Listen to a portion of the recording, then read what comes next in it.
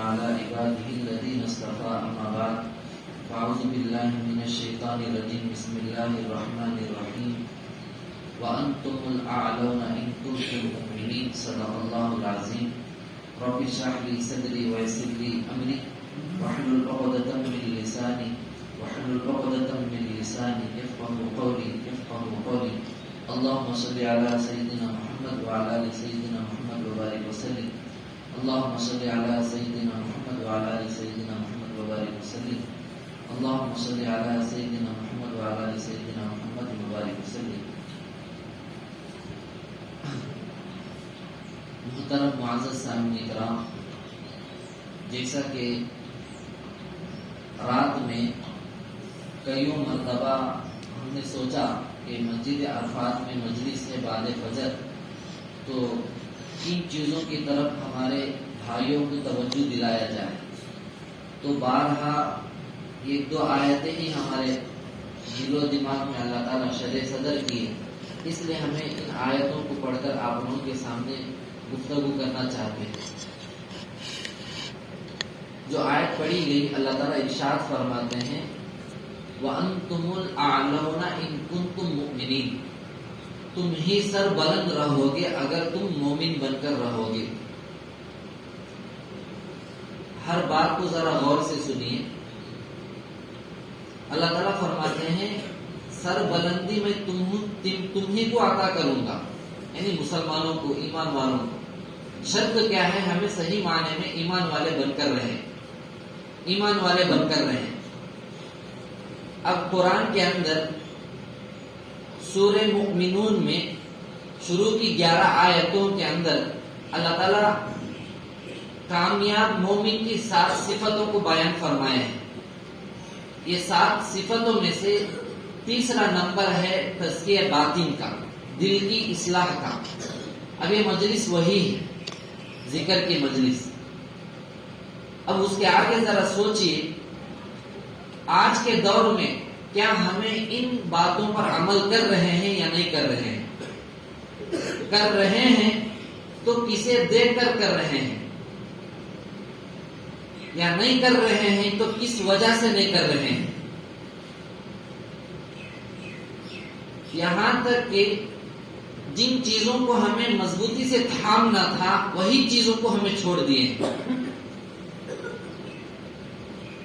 گاڑی چلتی ہے تو گاڑی کے اندر پیٹرول ہونا چاہیے، پیٹرول نہیں ہے تو گاڑی نہیں چلے گی.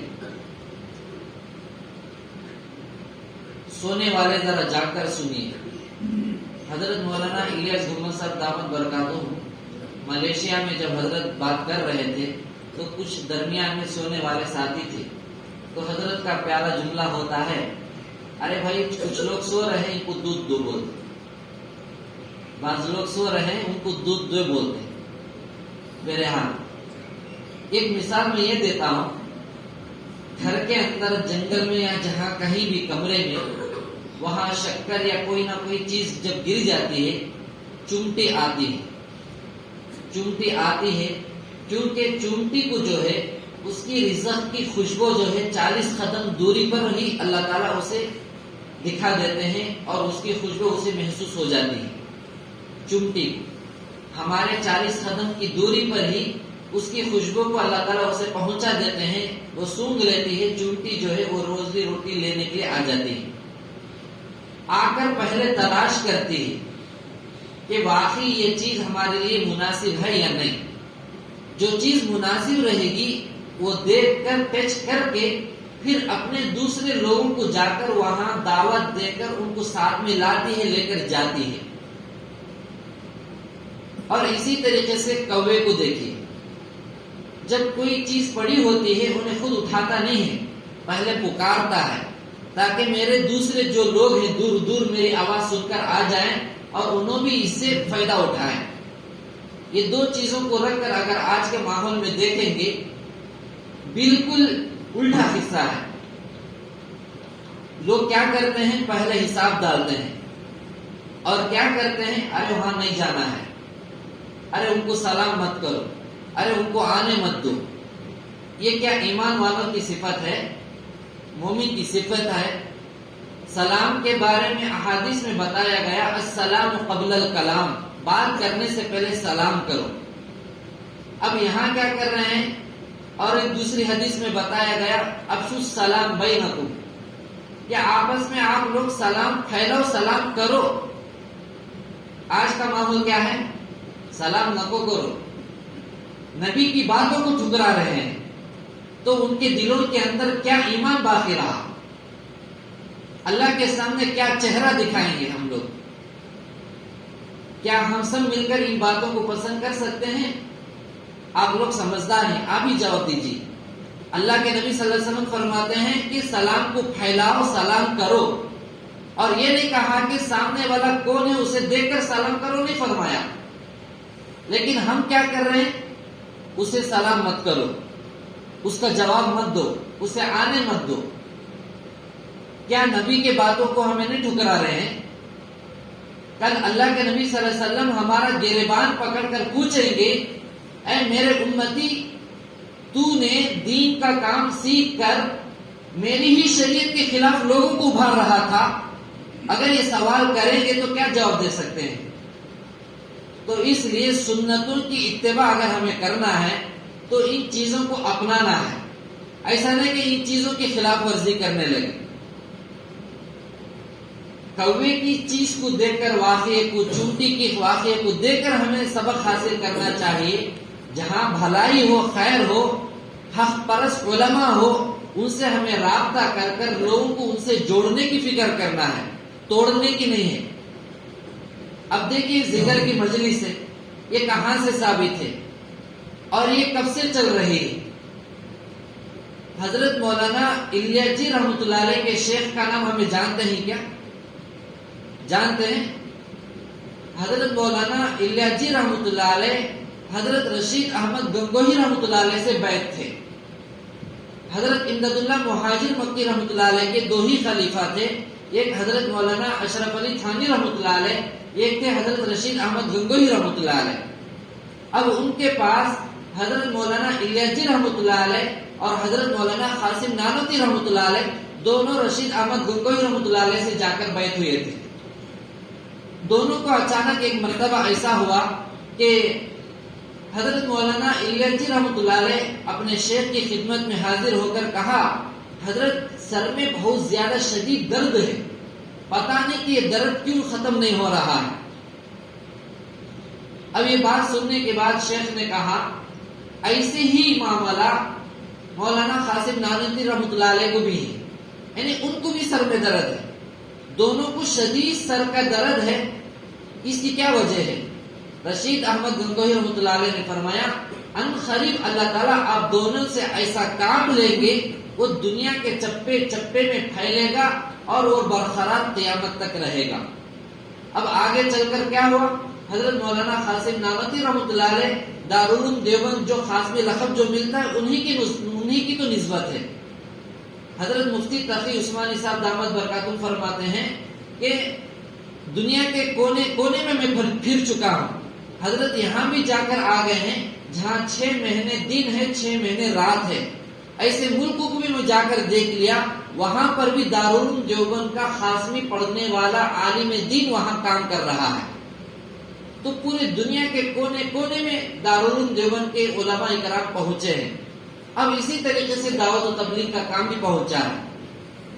اب حضرت آگے فرماتے ہیں حضرت مولانا الیاس رحمۃ اللہ علیہ کے فرزند حضرت مولانا یوسف رحمۃ اللہ علیہ، ان کے زمانے میں دنیا میں کام بہت زیادہ عام تام ہوا۔ اب ان کے بارے میں ملتا ہے، حضرت فرماتے ہیں یہ کام کی قبولیت، یہ کام کی مقبولیت کے اگر غور کر دیکھیں گے اس کا ایک راز ہے۔ وہ راز یہ ہے کہ حضرت مولانا یوسف رحمۃ اللہ علیہ روزانہ یہی ذکر کلمہ طیبہ لا الہ الا اللہ 70,000 مرتبہ پڑھتے تھے۔ کتنی مرتبہ؟ 70,000 مرتبہ۔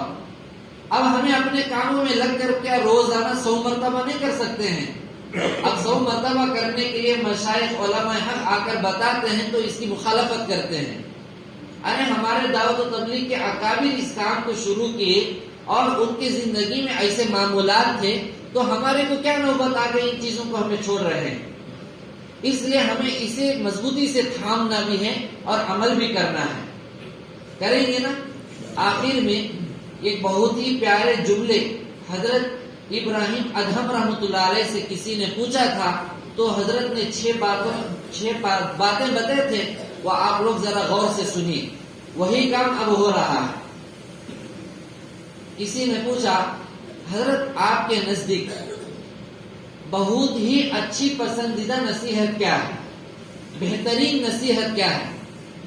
تو حضرت ابراہیم ادہم رحمۃ اللہ علیہ نے فرمایا 6 چیزوں کو اپنا لو وہی کافی ہے. کتنی چیزوں کو؟ 6 چیزوں کو اپنا لو، یہی بہت بہترین نصیحت ہے میرے پاس. اب پوچھا گیا وہ کیا ہے؟ حضرت نے فرمایا گناہ کرو لیکن اللہ کی روزی استعمال مت کرو. کوئی کر سکتا ہے؟ کوئی کر سکتا ہے؟ یعنی گناہ کرنا ہے، اللہ کی نافرمانی کرنا ہے، اللہ کا رزق استعمال نہیں کرنا ہے. ایسا ہو سکتا ہے؟ نہیں ہو سکتا ہے.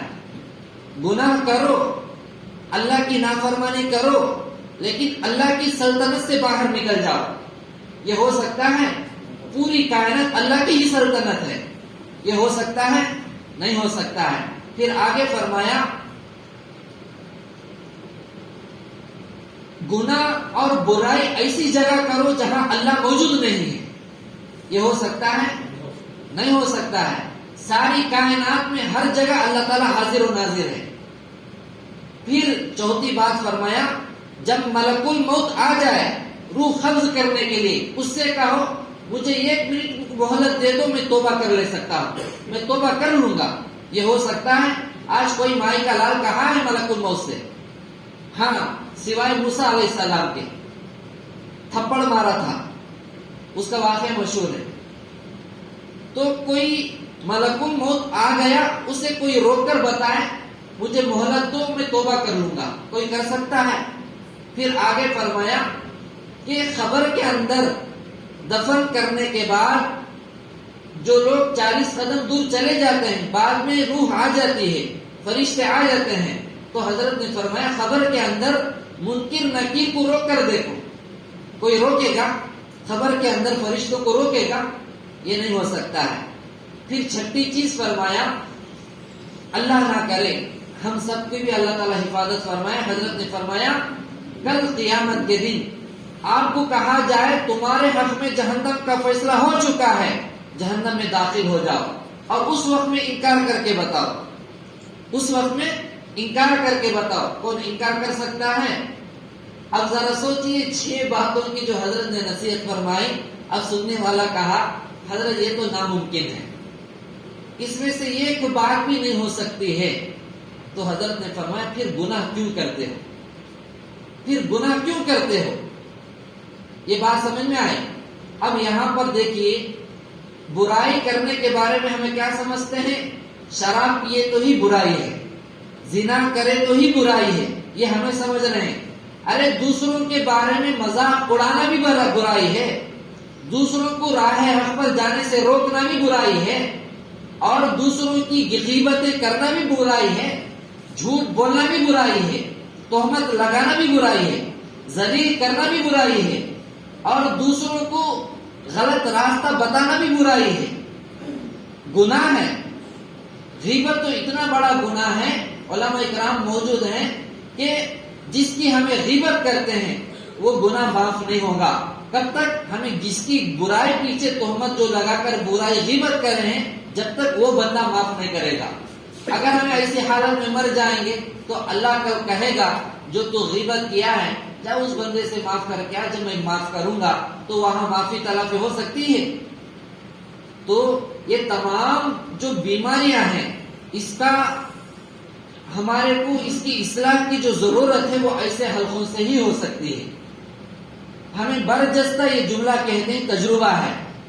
کوئی کسی کو کچھ بھی لگے، دعوت و تبلیغ کے کام سے فضیلتوں کو سننے کے بعد ہمارے اندر اعمال زندہ ضرور ہوتے ہیں، ضرور زندہ اعمال ہوتے ہیں فضیلت کو سننے کے بعد. لیکن خانقاہی ذکر کے حلقوں سے جڑنے کے بعد یہ اعمال میں تازگی پیدا ہوتی ہے، مضبوطی پیدا ہوتی ہے. اگر نہیں جڑیں گے ہمارا ایمان کھوکھلا ہی ہوگا. آج کے جنریشن میں یاد رکھیے، مومن کی جو 7 صفتیں ہیں وہ اٹھا کر دیکھیے کہ ان میں سے ہمیں کون کون سا عمل کر رہے ہیں. کیا ہمارے اندر امانت داری باقی ہے؟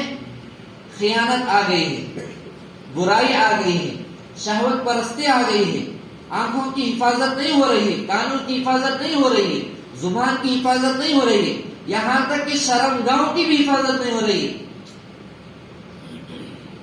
ہمارے علاقوں میں میں بتا سکتا ہوں، کوئی محلہ، کوئی ایریا، کوئی ایسا موجود نہیں ہے اب کے جنریشن میں پورے وہ ہفتے کے اندر وہاں منہ کالا ایک رات میں نہ ہوتا ہو، زنا نہ ہوتا ہو، ایسا کوئی ایریا موجود نہیں ہے. گھر کے اندر بیوی دوسروں کو بلا رہی ہے، شوہر سویا ہوا ہے، بچے سوئے ہوئے ہیں. اس کی نحوست کیا وجہ سے ہو رہی ہے؟ ذرا سمجھیے اس بات کو. ہمیں جس چیز کو پکڑنا تھا اسے چھوڑ دیے ہیں. اگر یہاں پر یہ چیز کا ہمارے اندر یہ پیدا نہیں ہوا احساس تو ضرور ہمیں بھٹکیں گے. تو اس لیے جو قرآن کے اندر سورہ آل عمران میں جو آیت، جو دعا سکھائی گئی ہے، ربنا لا تزغ قلوبنا بعد اذ ہدیتنا وہب لنا من لدنک رحمہ انک انت الوہاب، یہ ہم سب کو بھی ہر دعا میں مانگنا چاہیے. پتہ نہیں کہ کون کس وقت میں گمراہ ہو رہا ہے، پتہ نہیں کہ کون کیسے بدل جا رہا ہے. اگر یہ دعا ہمیں مانتے رہیں گے اللہ تعالیٰ ہدایت کے بعد ضرور گمراہی سے بچائیں گے. ضرور ہدایت کے بعد اللہ تعالیٰ گمراہی سے بچائیں گے. اور اس کے ساتھ اللہم انا نسألک العفو والعافیہ فی الدنیا والآخرہ، اللہ سے ہر وقت ہمیں عافیت مانگنا ہے، عافیت مانگنا ہے. یہ 2 دعاؤں کا ہمیں اہتمام بھی کرنا ہے. ابھی دیکھیے یہ جو ذکر کا حلقہ ہے، ذکر کی مجلس خانقاہی نظام جو ہے، اس کی کتنی بڑی برکت ہے. حضرت سلطان محمود غزنوی رحمۃ اللہ علیہ نام سنے ہوں گے. کل بھی ہم نے اس مجلس میں شریف نگر میں اس بات کو ہم نے بتایا تھا. سلطان محمود غزنوی رحمۃ اللہ علیہ کا جب انتقال ہوا تو کسی نے خواب میں دیکھا کہ وہ جنت کی سیر کر رہے ہیں. اب جنت کی سیر کر رہے ہیں تو دیکھنے والے نے کہا آپ تو بادشاہ ہیں، ہم نے سنا ہے کہ بادشاہوں کا حساب و کتاب بڑا سخت ہوتا ہے، لیکن آپ تو اتنا جلدی انتقال ہو کر جنت میں کیسے پہنچ گئے؟ تو سلطان محمود غزنوی رحمۃ اللہ علیہ نے فرمایا میری پوری زندگی میں سے اللہ تعالیٰ نے ایک ہی عمل پسند فرمائے، اس کی لاج رکھتے ہوئے اللہ تعالیٰ میری مغفرت کر دی. اب پوچھنے والے نے پوچھا وہ کون سی بات ہے، وہ کون سا عمل ہے؟ سلطان محمود غزنوی رحمۃ اللہ علیہ نے فرمایا کہ میں ایک مرتبہ حضرت ابو الحسن خرقانی رحمۃ اللہ علیہ کی خانقاہ کو گیا ہوا تھا. وہاں پر صفائی ہو رہی تھی، جھاڑو دیا جا رہا تھا، تو اس وقت میں مٹی دھول اڑ رہی تھی. جیسا کہ روڈوں پر گاڑی جانے کے بعد جھاڑو دینے کے بعد دھول مٹی اڑتی ہے. اب اچانک یہ مٹی دھول اڑ رہی تھی تو میں یہ سوچتا ہوا اے اللہ یہ تیرے نیک بندوں کے ذکر کرنے والے نیک اللہ والوں کے تیرے راستے میں لگے ہوئے ایسے مخلص لوگوں کے کپڑے اور بستروں کی دھول اور مٹی ہے، یہ سمجھتے ہوئے اپنے چہرے پر مل لی. تو اللہ تعالیٰ فرمائے اے میرے بندے تو نے میرے نیک بندوں کی مٹی کو دھول کو ایک نیک ارادے سے اپنے چہرے پر من لیا تھا تو تیری پوری زندگی میں سے وہی عمل مجھے پسند آیا جب میں تیری مغفرت کر دیتا ہوں. تو ذرا سوچئے ہمیں دنیا میں آئے ہیں تو یہی چیز حاصل کرنے کے لیے مغفرت طلب کرنا ہے، ہوگی کافی ہے، بس ہے اس کے راستوں کو اپنانا ہے. ایسا نہیں کہ میں تو کے لڑایا ہوں، اور ایسا نہیں کہ میرا ہی چلنا ہے، ایسا نہیں کہ میں ہی اصل ہوں دوسرا غلط ہے. ارے بھائی ہمیں اللہ کے گھر کو جب آ رہے ہیں، جو جھگڑے جو ہمارے جو چل رہے ہیں تو لوگوں کے جھگڑے کی نحوست کی وجہ سے اللہ تعالیٰ شب قدر کو چھپا دیا ہے. تو ذرا سوچئے ہمارے جھگڑوں کی وجہ سے اللہ تعالیٰ کتنی برکتوں کو چھین لیے ہیں، کتنی نحوستیں آ گئے ہوں گے، گھر گھر بچھڑ گئے. ہمارے یہاں تو طلاق بھی ہو گئے ہیں، باپ بیٹے کو نکال دیا، بیٹے باپ کو نکال دیا، بیوی شوہر کو، شوہر بیوی کو. تو اتنی بڑی نحوست کس کی وجہ سے ہو رہی ہے؟ یہ تمام چیزوں کا بیماری کا علاج آ کر اللہ تعالیٰ یہاں ہی رکھا ہے. ہاں یہ ایسا کام ہے انشاءاللہ ان قریب چپے چپے میں اللہ تعالیٰ اسے عام و تام ضرور کریں گے. کوئی روکے نہ روکے، جو جڑے نہ جڑے. ہاں حضرت مولانا سجاد صاحب دامت برکاتہم فرماتے ہیں اے لوگوں، اس وقت کا تقاضا یہ ہے کہ آپ لوگ بس اپنے ایمان کو اور اعمال کو بچانے کی فکر کر لو، کیونکہ ان قریب ایک میدان سجنے والا ہے جس میدان میں دو جماعتیں ہونے والے ہیں. ایک جماعت ہوگی ایمان والوں کی، ایک جماعت ہوگی منافقین کی. اور آپ لوگوں کو میں اختیار دیتا ہوں کہ آپ لوگ طے کر لیجئے ایمان والوں کی جماعت میں جانا ہے یا منافقین کی جماعت میں جانا ہے. جو ایمان والوں کا جو جماعت کا طبقہ ہوگا وہ امام حضرت مہدی کے پیچھے جائیں گے، اور جو منافقوں کا جو طبقہ ہوگا وہ کانا دجال کے پیچھے جائیں گے.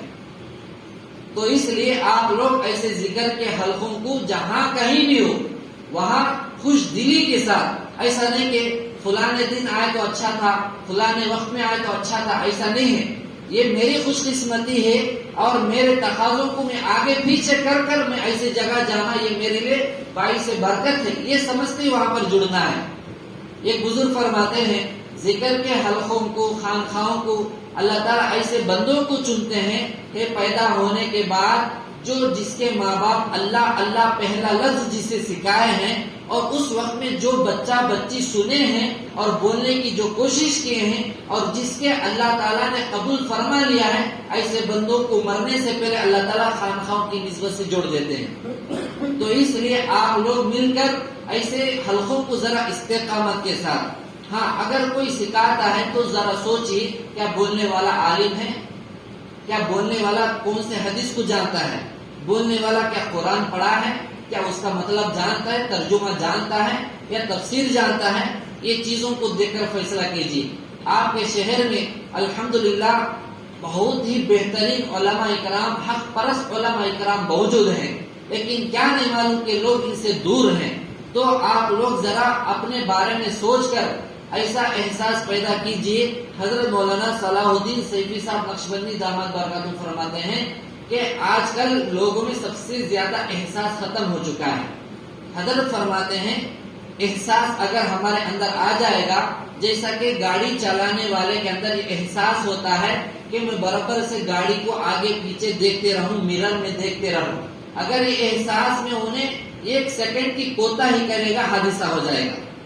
گھر کے اندر توے پر رکھی ہوئی روٹی کو پکانے والی مائیں اور بہنیں یہ احساس کے ساتھ وہاں کھڑی ہوتے ہیں کہ میری ذری سی غفلت پر روٹی جل جائے گی.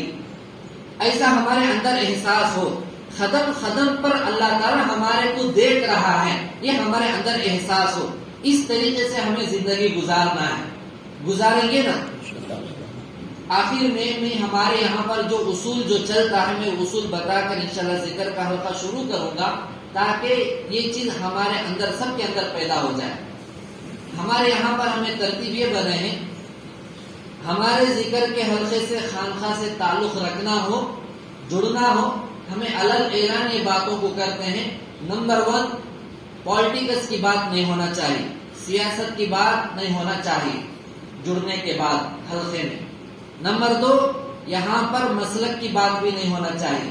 نمبر 3 جماعت کی بات بھی نہیں ہونا چاہیے. ہاں جو ساتھی جس جماعت میں لگا ہے اس کا کام اس کو پیارا. لکم دینکم ولی دین، تیرا دین تجھے پیارا، میرا دین مجھے پیارا ہے. تیرے عمل تیرے ساتھ، میرے عمل میرے ساتھ. تو کیا کرتا مجھے ضرورت نہیں ہے. کلمے کی نسبت سے جڑنا ہے، کلمے کی نسبت سے ہی کام کرنا ہے اور کلمے کی نسبت سے ہی انشاءاللہ نجات ہونے والی ہے. ہمارے یہاں پر جو بھی مسلمان لا الہ الا اللہ محمد الرسول اللہ صلی اللہ علیہ وسلم جو پڑھ لیا ہے وہ ہر شخص آ سکتا ہے. اپنے مسلکوں کو جیب میں رکھو، اپنے پولیٹکس کو جیب میں رکھو اور اپنی جماعت کو جیب میں رکھو. ہاں اپنے مقامی کام میں جو بھی کرنا ہے لگے رہو، اس سے ہمارے کو اعتراض نہیں ہے، کیونکہ ان باتوں کو ہمیں اس لیے طے کیے ہیں. اگر پولیٹکس کی بات کو چھیڑیں گے تو سامنے آنے والے کئی لوگ رہیں گے الگ الگ پارٹیوں کے، تو اس سے انتشار پیدا ہوگا. ہاں اگر مسلک کی بات چھیڑیں گے، یہاں پر بھی مسلک کے لوگ رہیں گے تو وہ لوگ اٹھ کر چلے جائیں گے. اور تیسری بات جماعت کا کام چھیڑیں گے، وہ بولیں گے کہ انہیں ادھر ہے یا ادھر ہے، ادھر ہے تو یہ بھاگ جائیں گے، ادھر ہے تو انہوں بھاگ جائیں گے. اس لیے ہم یہ کہتے ہیں دلی میں، بنگلور میں ہندوپور ہے ہمارا، اور ہمارا کلمہ طیبہ کا محنت ہے، ہم سب کا بھی وہی کلمہ ہے.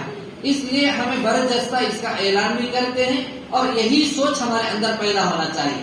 ایسا نہیں کہ مخالفت ہو رہی، یہ حکمت ہے تاکہ ہمارے زبانوں کو تالا ڈال کر صحیح معنی میں ہمارے اندر انسانیت پیدا ہو. ارے بھائی، کون چیلنج کر سکتا ہے کہ میں مومن ہوں؟ کون چیلنج کر سکتا ہے کہ میں جنتی ہو گیا ہوں؟ کون چیلنج کر سکتا ہے کہ میں جنت کا ٹھیکیدار ہوں؟ یہ تو خبر میں جانے کے بعد ہی پتا چلتا ہے. حضرت فاطمہ رضی اللہ تعالیٰ عنہ کو جب خبر میں رکھنے سے پہلے وہ صحابی ہاتھ مار مار کر جو کہے تھے، اے خبر یاد رکھ لے، سن لے، تیرے اندر کون آنے والی ہے؟ جنت کی سردار، اماموں کی، جو انبیاء کے امام کی بیٹی. کیا کیا الفاظ سے لقب دے کر فرمائے تھے. تو اللہ تعالیٰ خبر کو آواز دی، زبان دی، خبر کیا بولی؟ جو آ رہے ہیں اس کو نہیں دیکھا جائے گا، جو ساتھ میں جو لائیں گے ان کو دیکھ کر فیصلہ ہوتا ہے. تو ان باتوں کو بس سن کر سنانے مزے کے لیے نہیں ہے، تو ان باتوں کو سامنے رکھ کر ہمیں اپنی زندگی کو تبدیل کرنا ہے. کریں گے نا؟ اللہ تعالیٰ عمل کی توفیق نصیب فرمائے. اور جو بات بھی کہی گئی ہے، سنی گئی ہے، سب سے زیادہ اللہ تعالیٰ عمل کی توفیق نصیب فرمائے. ہاں، اگر کوئی بیٹھنے والوں میں سے کسی کو بات پسند نہیں آئی ہے تو خاموشی اختیار کر لے. اگر باہر جا کر کچھ نہ کچھ تذکرہ کریں گے، گویا کہ انہوں غیبت کر رہے ہیں، برائی کر رہے ہیں. اب غیبت کریں گے، اب ہمارے سے کیسی معافی مانگیں گے؟ ہمیں تو چلے جائیں گے. تو اس لیے میں برجستہ باتوں کو کہتا ہوں، حق بات بولنا ہے، ڈٹ کے بولنا ہے. آپ ہی بولو، ایک طرف کفر ہے، ایک طرف حق ہے، تو ہمیں کسے اختیار کرنا ہے؟